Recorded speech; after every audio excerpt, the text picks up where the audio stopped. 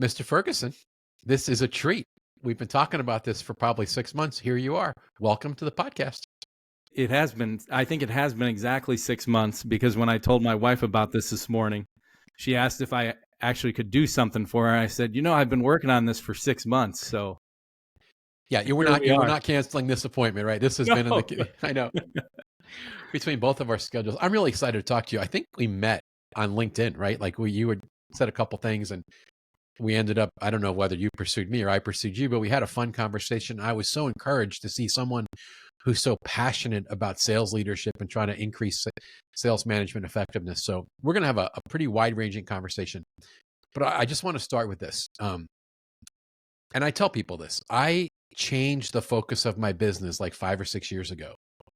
And as much as I'm a sales nerd, and my book, New Sales Simplified, put me on the map, and I love doing sales training and workshops, I changed my focus to spend probably 70% of my time working with sales leaders and frontline sales managers, because what I say all the time, and it's why this podcast is for sales leaders, that's who's the key, right? The senior sales leader and particularly the frontline sales manager, they're the key to driving results for building the kind of high-performance sales culture.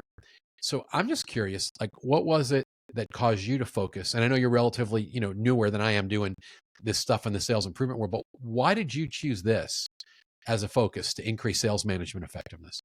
Well, truthfully, I've always wanted to do my own thing. Okay. And I almost went into coaching 5 or 6 years ago, and I had left the startup, and I had been there. I had a really good run for 5 years and had left. And I just didn't really know. And you probably dealt with this when you went on your own. It's like, how do I even do this? How do you start, right? How do I confusion. start? Yeah. How do I start? Do I have enough experience? All that stuff.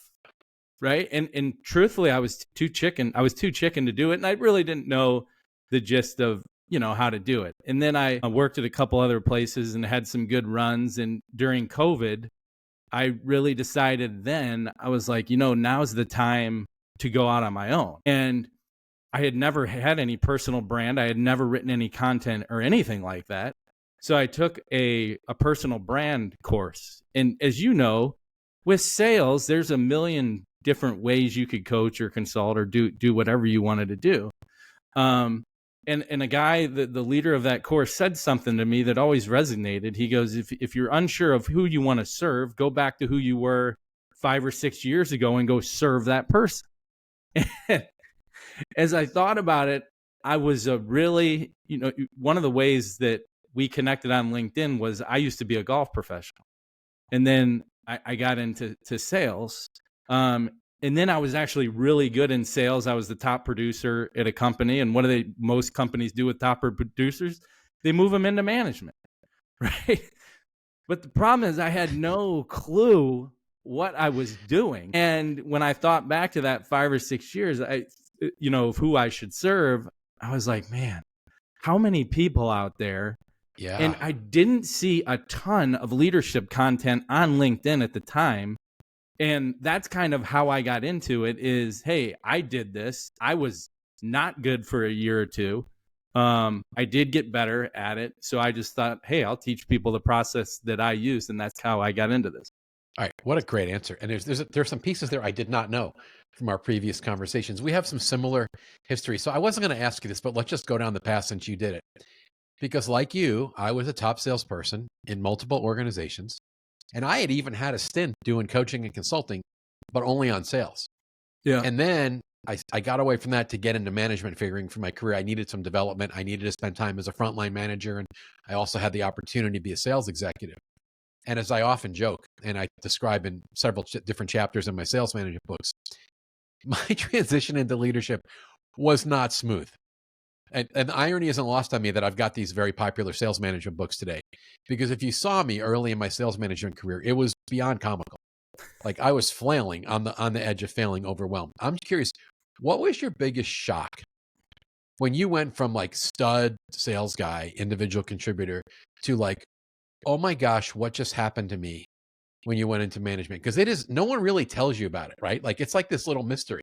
What talk about your experience there? Well, here's actually the truth. I actually thought it was going to be easy. Literally, Mike, because you're in the office, right? You see all the other salespeople around you. You know that you're better than everybody else because the numbers show that you're better. And I always kind of thought to myself, man, if I was just the manager, I could fix all the problems in a week. And I'm going to take revenue from what it is and I can triple it just by teaching people to do what I did.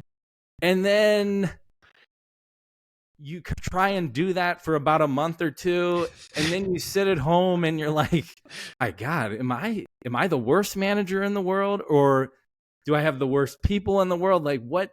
So what Matt, is? here's my question then. So Yeah. if with that mentality, which was exactly mine, were we arrogant? Were we ignorant? Were we naive? Like because I had the same thought. If I could just get them to sell like me, we're gonna crush this thing, right? But that doesn't work. And I often will say this, like the only thing similar between the job of a salesperson and a sales manager is the word sales. It's like, I mean, it's a flip from being selfish to selfless, right? Winning on your own and winning through your team. Like it is, I was ill prepared mentally or emotionally, honestly. Like, I don't know. So do you think we were naive or arrogant? No, here's what I think it is. And I've thought about this obviously a lot because almost every one of my clients does the same thing. Like they just cannot understand why people can't do what they did. But to your point, it's a completely different position than you're used to. It's not even close to the same. So when you get into situations like that and you don't really have a process on how to manage your team, you fall back on what you know, which is how to chase and close deals, and you have a certain way of doing it. So you just teach what you know and how to do it. And I think that's the problem. I've pulled over 350 managers, sales leaders in the last 2.5, 3 years. 86% have said that they have little to no training in their current management position. Okay. Can you repeat the statistic? How many have you polled? Over 350, and 86% have said they've had little to no training in their current position. So no one is showing them how to lead the team, how to play sales manager. That's at least the people that I talk to. Yeah. So I'm going to bring up a topic I wasn't planning on, but you started going on the path because you talked about, well, we just scramble. We do what we used to do. We try to help everybody win deals. What I've named that like the hero syndrome, right? Yep. We play hero instead of making heroes. I've been working with a couple big tech companies and they call it super repping. They've got some really talented young managers that were awesome reps and they get promoted and then they just play super rep. And instead of leading or coaching or holding people accountable, they're just doing everybody's job. Yeah. And it's fun for about 3 weeks until you realize that you're going to die because you can't do 7 people's jobs. It's not scalable. It's not sustainable. Like why do you think that's the natural reaction, I guess? Why do so many people in management do instead of lead or coach, which we'll get to what you're doing professionally in a second anyway, because that's where you're really trying to help managers ramp up, right? So, because I actually think that in the short term, it's easier to do.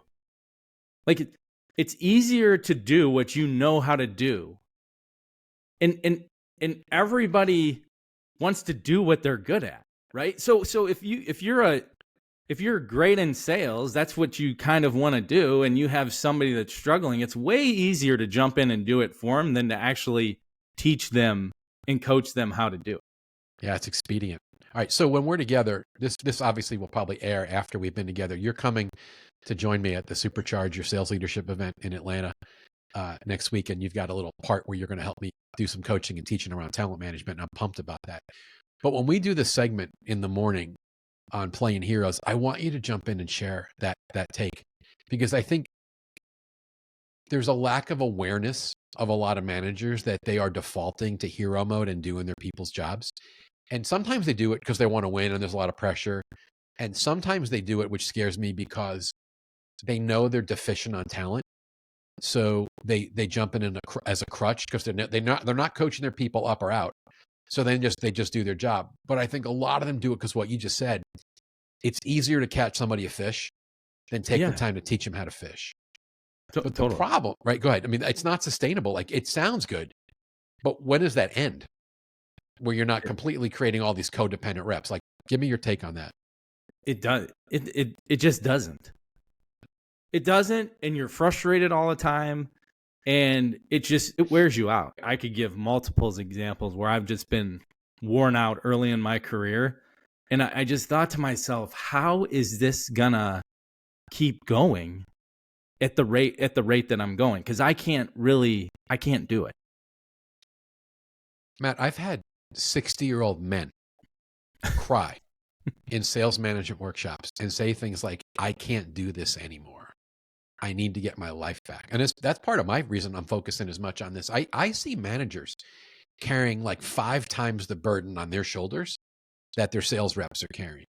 Like, I got managers working 60 hours a week, processing hundreds of emails a day, and the freaking salespeople are fake working virtually with their feet on the desk, right? Playing with their fantasy football lineup. Yep. Like, are you with me? Doing, pseudo virtual stuff. Like, the burden and the pressure on sales manager, which leads me to a question you didn't know I was going to ask you, but aside from the hero thing, which we just talked about, I'm going to make a statement and I want you to kind of react to it and share your version of why maybe this is happening. But I see a ton of overwhelmed, overworked, and underappreciated sales managers. Yep. I'm curious, in your practice, are you seeing that? And why is that the case? Overworked, overwhelmed, and underappreciated. Just wax eloquently. Like, what when I say that, what are you picturing? Almost every one of my clients, because I think one of the toughest things, and if you think about it, anybody that works with me, most, right, they just don't have a bunch of support above them, right? And a lot of the times that becomes because the person they're reporting to could be a COO, a CEO that doesn't really have a sales background. And I think when that comes, if you don't have a sales background, what they can't understand is, why can't you just teach people to do what you do and get everybody to perform like you do? So now they get it from both sides. Like, I've had Explain a that. What do you mean they get it from both sides? Because when you're stuck in the middle, and you have your leader thinks one way, right? And you may buy into some of the stuff that they're saying, but then you have a team, right? So like, you can't take, I've seen leaders that always take the company side, and then their team won't listen to anything they say. And then if they always take their team side, then they're stuck in what the CEO says. So it's this game of balance into, how do I please both sides? And that just wears on you over and over. And by the way, you have no training on how to do it. Yeah, I think that's so perfectly articulated. Are more of your clients larger or small to mid-sized companies? Small to mid-size. Small to mid-size. I have a couple bigger, but mostly small to mid-size. Are you seeing, because I have both, but in the larger companies, what I'm seeing right now is a senior leader, like all the way up to a CRO in a multi-billion-dollar company, will engage me to help increase sales management effectiveness and teach the stuff they know I'm going to teach. They know I'm blunt. They know my material. So I'll lead some sessions, do some workshops. We'll go do cohorts. We will preach prioritization. And what I always argue, the 2 big levers: you got to spend more time doing accountability, more time coaching. Like, job 1, hold your people accountable, make sure they're doing their job. Job 2, help them get better at their job, coaching. And they'll buy into that philosophically.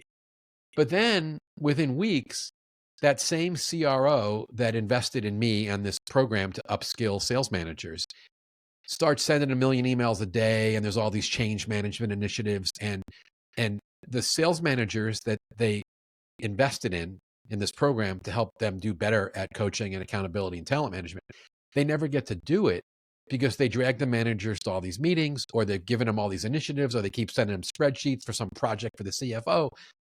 So at the end of the day, while they in theory want to see the sales managers lead, they don't let them, because they treat them like little kids, or they bury them in crap, and they have more initiatives thrown at them and more emails that they never get to do the high value things that move the needle, which I argue are accountability and coaching. How much of what I just said in the last minute resonates with you, or do you see, even in some smaller companies right now, that managers, they can't do it all? Like, there's not 100 hours in a week. So I'm just curious which of those pieces resonate most with you? All of them. Because to your point, I think everybody has the right idea of what they want, right? But everybody wants everything now, and they want it now, you know? And the stuff in sales, the accountability, the stuff over time, like it takes time. And like if people don't get it right when they need it, then they change the plan, or they try to go to something else to say, well, let's try this, right? Like accountability in doing the right things, especially if your sales cycle's long or things like that, like it takes time, right? And let's be honest, most people don't have a lot of time, which is why things fall apart. So I don't want to put words in your mouth, but I'm going to paraphrase what I think I just heard you say, because I see this everywhere. The senior leaders, this is how I say it, sometimes have lost sight of the sales manager's job. And because they don't trust them doing best practices on fundamentals that you and I preach, they're always coming up with some new initiative to roll out because they're impatient. I don't want to twist your words, but I see exactly what you're articulating, where they think they need some new creative idea, so they go shopping for a new tool, or the enablement people go crazy and come up with some new methodology, or like, we're going to do this, because they don't trust that the basics are actually going to work. And you and I both know it's the blocking and tackling. Like, give me your spin on that. Like, am I overstating what you said or no? You're basically saying they're trying to buy time. So expand on that. This doesn't seem to be working. So here's the new thing I'm going to do to solve this problem. And you just keep going in circles, trying to buy yourself enough time to make something work. And I was going to bring another topic up, but like one of the things that I love that you say most, especially in your newest book, that I had actually never thought about this way, but when you say and you said it earlier, but the sales manager's number one job is to make sure people are doing their job, and 2 is coaching and make sure they're getting better at their job. It's genius, but most don't have a ton of time to do all of that because of all the other crap that's on their plate. 100% agreement. And it's just what we're seeing. I love that. I love the fact that we have the same perspective on completely different client sets, because it's what's driving some of the chaos right now. And here's some of the really hard part, the way you're describing it. The sales managers feel like idiots because they keep getting jerked in 17 different directions by senior management. And then they have to go explain this to their sales team. And it's like the flavor of the month or the week in some cases. And the sales team, like, I never see a sales team succeed. And this is going to lead me to my next question. We're going to get into some nuts and bolts on our role with sales process. But I'll tell you, I never, and I say this all the time, I never see a sales team succeed picking up a lot of new business when they're not crystal clear on what they're selling and to whom they're supposed to sell it, and they're not focused. When there's always a new initiative and a new game and a new target and a new thing and a new program and a new product thing, like, and there's a new, whatever it is, this constant cycle of new, they get spun up and they never get any traction because they're always changing direction. Which leads me to the question, because in some of our previous emails and conversations, you've talked about some of your passion about the role the sales manager plays when it comes to sales process. And I like to say that one of the key responsibilities is to point the team the right direction. That without our input, very often, salespeople will do what's easy or what's comfortable, but not necessarily what's strategic or right for the business when it comes to allocating their time and who they're targeting for more business. You have an expression that I really like about, you say this, you are who you hang out with. Yep. So could you just go down that path and talk about where that come from? And when you're encouraging managers on how to point their team, and what do you mean by you are who you hang out with? So this probably goes back, matter of fact, I know it goes back to, I was with a startup, and we essentially, we started at zero, no revenue. Okay. So Now, the owners came from a similar company that they had sold, so they kind of knew who they wanted to target.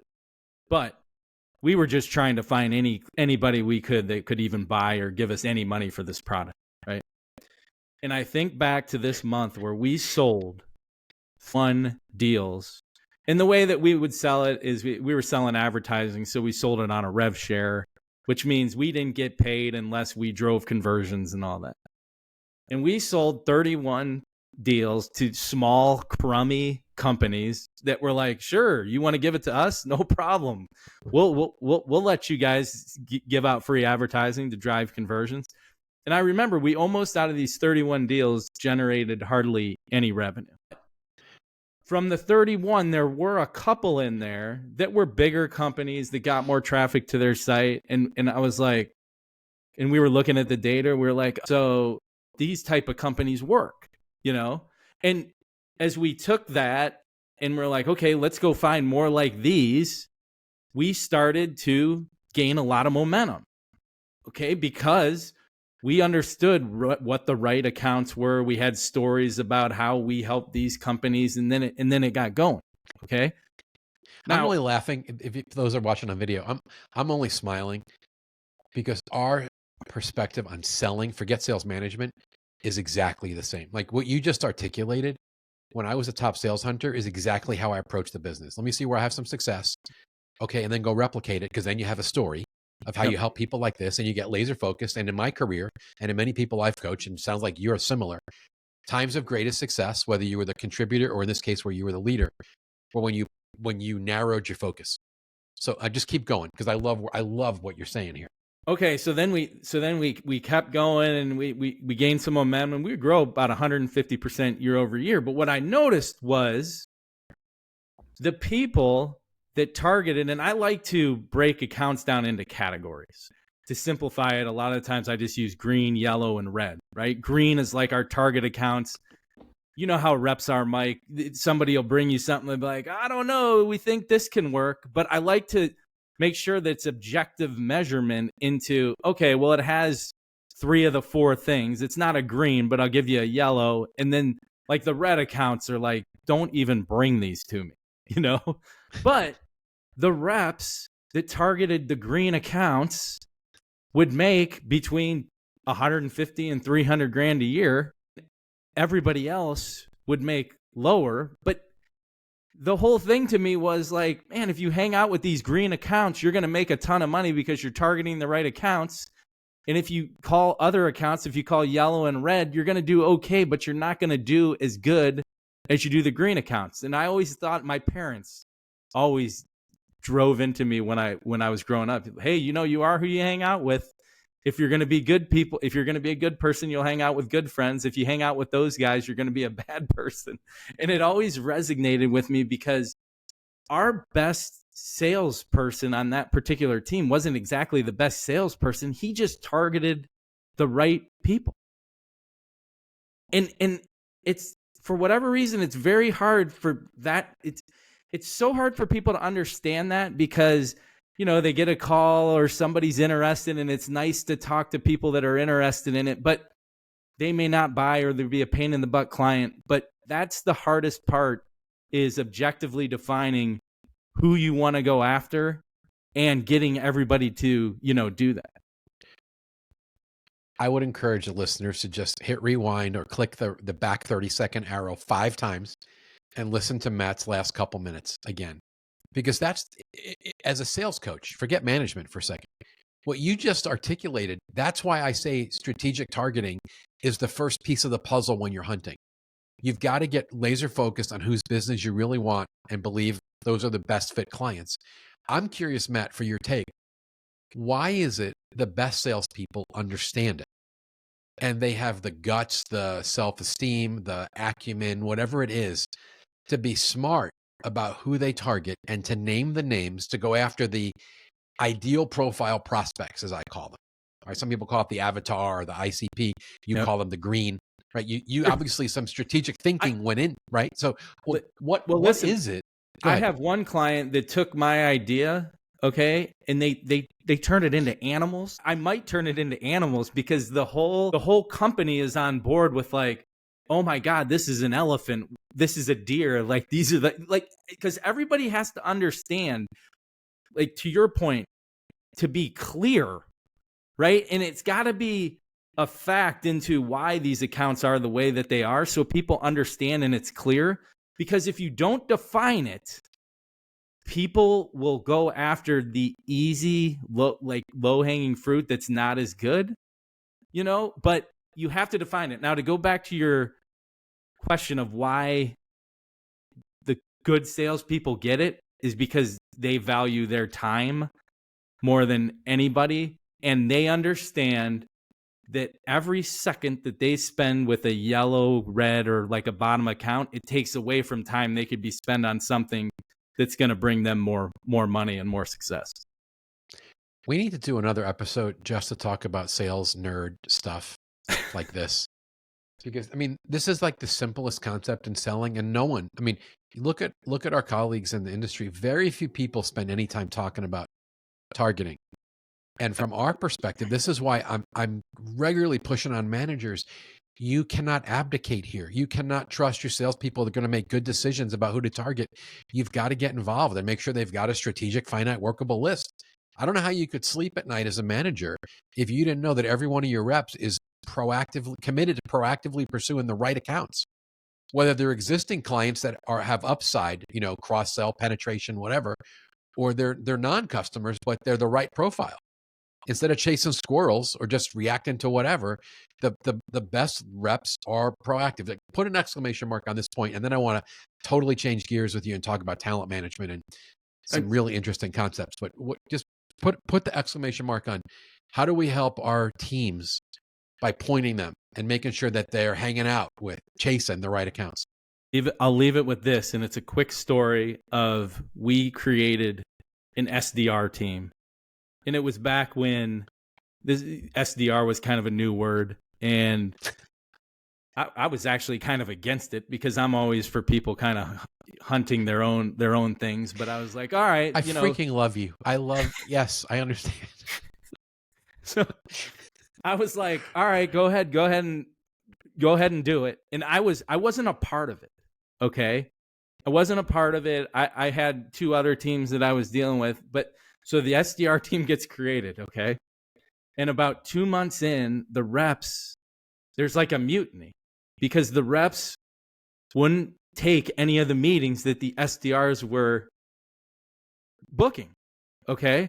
I get involved. Of course, I get involved, right? And somebody's asking me, well, why don't you think that they want to run these meetings? And I looked at the list, and I could just know by looking, what was good and what was bad. And I was like, what is the comp plan for this team? Like, how are they getting paid? Because I wouldn't run one of these meetings with a gun to my head. These are all a waste of time.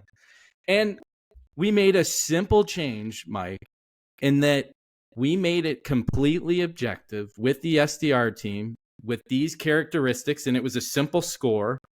And they got paid based on the point volume that they brought in. If they wanted to bring in a crummy account, they actually didn't get paid on it. So the best thing that you can do is for the accounts that you want to go after, you have to make it objective and clear, right? That people understand here's why these are good and here's who to go after. Most companies do not do this. Hardly any. No, marketing is useless when it comes to this in most companies. And I would say, I mean, people don't believe this when I tell them, but I actually spend more time on this with clients, almost more than anything else, because I know that if we can get this right, it fixes a lot of things. Matt, I am in vehement agreement with you. In fact, this hurts me to say it, but I'm just going to be very transparent here. In some of the really big companies that I've been around a long time, and I've had some help where I've contributed to turning them around or helping them bring in a lot of business. I would love to brag that they implemented my version of the sales story and they're using my prospecting techniques and they're running the sales call that I outline in Chapter 11 in New Sales Simplified. But that's not what's transforming the results. The number one thing is getting the people agreeing to who they're going to proactively pursue. It's sharpening the list and getting more strategic and more focused to go after the right finite workable list of accounts. Yep. And then the second piece of that is we get them to spend more freaking time selling and less time babysitting, particularly the hybrid folks that both manage accounts and do service work, and they're supposed to hunt. If we don't get them off of the babysitting their friends and get them pursuing those accounts, and if you lay on top of that the accountability meeting, which you and I are huge fans of, everything changes. I'm with you. I love that you actually verbalize that you spend more time as a management coach helping your clients get strategic about who's on their list than anything else. And what I'd say as a sales coach, and I'm curious your reactions, how do I help them with their messaging and what they're going to say if I don't know who they're targeting? Because isn't that how we structure the story? Just go ahead, react to that. Yes, because if you're confident in who you're going after and what you've done for other people, it makes it so much easier for you to have your story and for people buy in. Like, people remember stories, right? And they're going to believe what you're saying when you relate it to somebody that's just like them. Like, that's just the way I've always found the best way of selling. People always tell me I'm a good storyteller, but like, that's what I've always just found easiest for me. So good. Okay. I'm going to change my plan here a little bit because we have so much more to talk about. I'm going to use this last question and just ask you to compress your answer as almost a teaser because we have too much more to cover. I want to bring you back soon and go deeper on talent management, both how we manage top people and then how we don't commit the malpractice. But you have a phrase I want to bring up, and let's just use this kind of as a close and a teaser, because I want to come back and talk about talent management and then go even further down the sales path with you, because I didn't realize before this conversation how ridiculously aligned we are in terms of the role of the leader in sales process. But I spent a lot of time with my clients talking about what I refer to as smart talent management. And in my first management book, Sales Management Simplified, I have those 4 R's. And I was foolish. I jammed them all into one chapter, but it was right people in the role, retain and maximize the performance of your best, remediate or replace, coach up or coach out, deal with underperformers, and then recruiting. And I love to talk about sales management malpractice because I see so many managers, like, they turned a blind eye and they don't even address underperformance. And you almost have an anecdotal or an opposite view of that, where you talk about the mess. So when I talk about malpractice, you talk about the mess and managers actually wasting a ridiculous amount of time with people who are failing. Could you just tease us here about some of your philosophies, and then we'll come back and pick this up in a future episode. But what is the mess?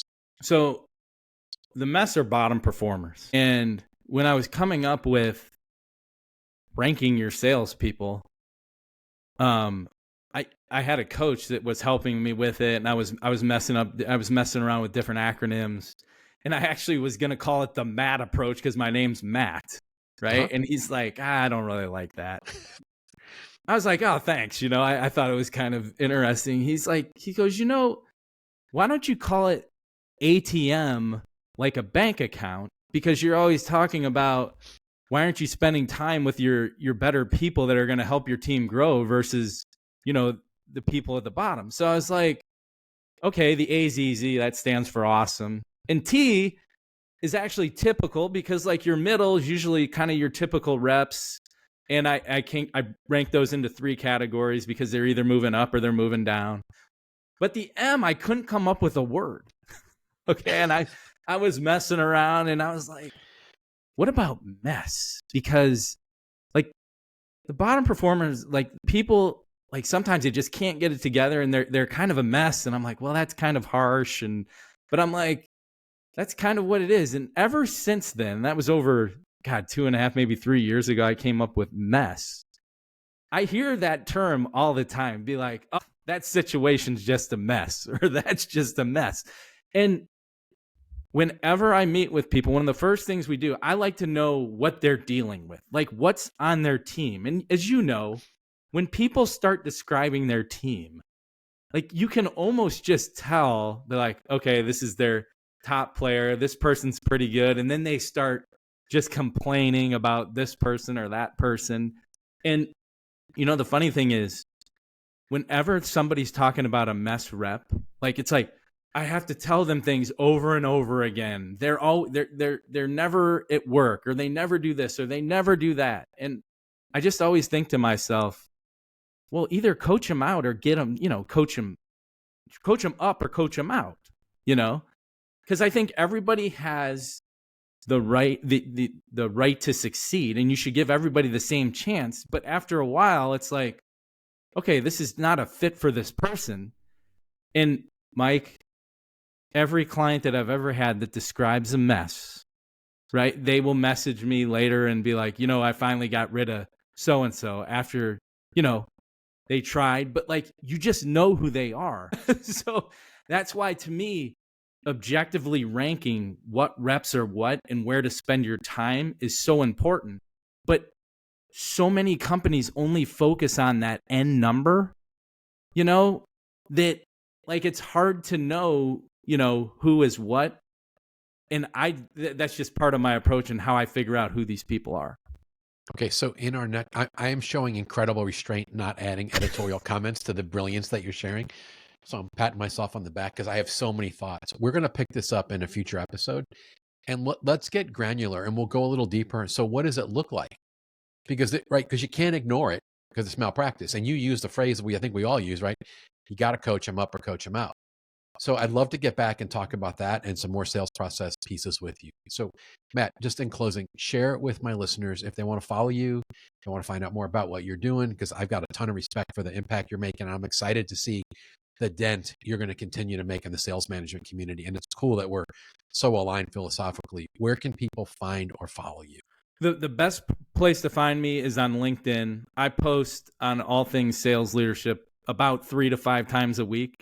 I also host a LinkedIn live show every other Thursday that I also make into a podcast as well. So if you want to see any of that, you can go to my LinkedIn homepage and you can find any of the stuff. Anything that I like to say anything that I've ever said is online somewhere, probably same as you. Beautiful. Thanks for joining us, Matt. This was awesome. Yeah, enjoyed the conversation, Mike.